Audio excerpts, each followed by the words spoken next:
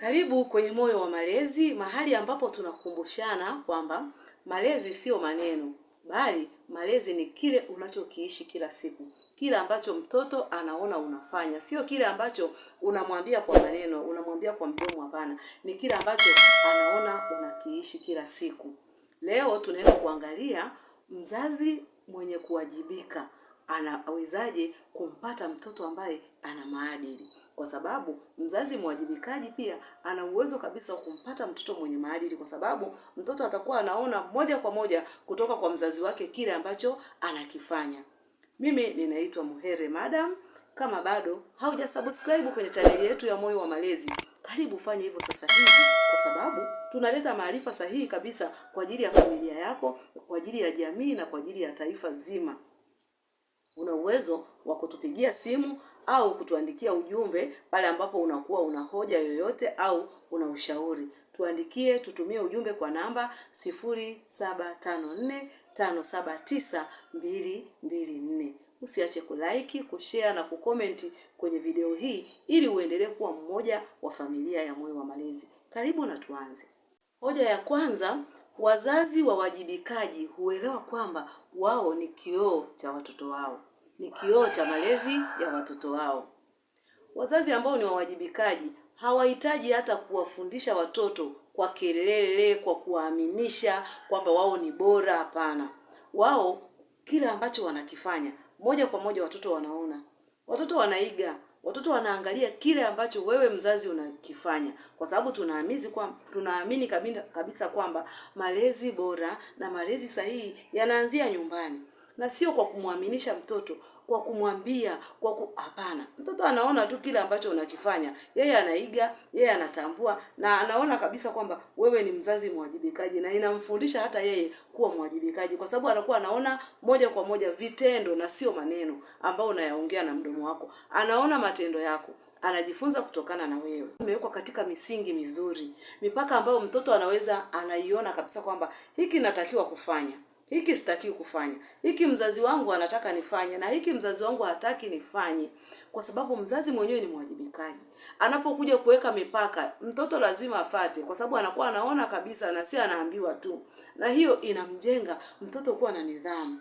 Inamjenga pia mtoto kuwa mwajibikaji. Inamjenga pia mtoto kutambua kabisa kwamba nikifanya kitu fulani nakuwa nimekosea, kwa sababu mzazi wangu hataki kabisa nifanye hiki kitu. Kwa hiyo inamsaidia mtoto hapo baadaye anapokuja kuwa mtu mzima, naye anakuwa na mipaka, anakuwa na vitu ambavyo anaweza akaviweka, anakuwa na misingi ambayo yeye pia anaweza akaisimamia kwenye familia yake. Kwa hiyo unaanza kumjenga mtoto kutoka chini, kuanzia nyumbani. Hoja namba 3, wazazi wawajibikaji hujenga mawasiliano mazuri, mawasiliano ya kweli. Kumsikiliza mtoto anapokuwa anazungumza, hiyo inamjengea ujasiri, inamfanya mtoto ajiamini, na inamfanya mtoto aweze kutoa mawazo yake na maoni yake pale nyumbani. Atazungumza hata kama anaonewa huko nje, anafanyiwa vitu ambavyo sivyo, anapewa ushawishi mbaya kule nje, atazungumza kwa sababu mzazi wake anamsikiliza. Hiyo mzazi anayemsikiliza mtoto inamfanya mtoto aone kwamba hadharauliwi, na inamfanya mtoto aone kwamba mawazo yake yanaheshimiwa. Kwa hiyo inamjengea mtoto ujasiri, na inamfanya mtoto hapo kesho aweze kuwasikiliza watu wengine, na pia inamjengea mtoto ile kuwapenda, kuwathamini na kuwasikiliza watu wengine. Hiyo inaanzia nyumbani. Hoja namba 4, uwajibikaji humlea mtoto anayejali watu wengine. Mtoto anayelelewa katika misingi ya huruma, upendo na uwajibikaji inamfanya mtoto anakuwa na maadili. Inamfanya mtoto ana uwezo pia wa kuwaheshimu watu wengine. Inamfanya mtoto pia aweze kujali, aweze kuona, kwa sababu yeye anapitia katika mazingira ambayo anajaliwa. Anapitia katika mazingira ambayo anaheshimiwa, anapewa upendo. Kwa hiyo inamjenga hata yeye kwa watu wengine, kuweza kuwaheshimu, kuweza kuwapenda na kuweza kuwathamini. Inamfanya hata awe na huruma, kwa sababu wazazi wake ni wawajibikaji, wanatekeleza majukumu. Kwa sababu tunaangalia kabisa kwamba maadili sio kutimiza sheria tu, bali pia ni kuangalia utu, thamani, upendo. Kwa hiyo inamjenga mtoto na yeye kuja kuwa mtu ambaye anawasikiliza watu wengine, anawajali watu wengine, ana upendo, ana huruma. Hoja namba 5, wazazi wawajibikaji huandaa watoto kwa maisha na si kwa sifa. Watoto ambao wanalelewa katika misingi ya uwajibikaji, misingi ya upendo, misingi ya utu wema, hao ni watoto ambao baadaye wanakuwa sio wale watoto ambao wamelelewa katika misingi tu ya kusifu. Na tunapowalea watoto, hatuwalei watoto ili tuwapendeze watu macho yao, hapana. Tunawalea watoto ili tujenge kesho yao njema.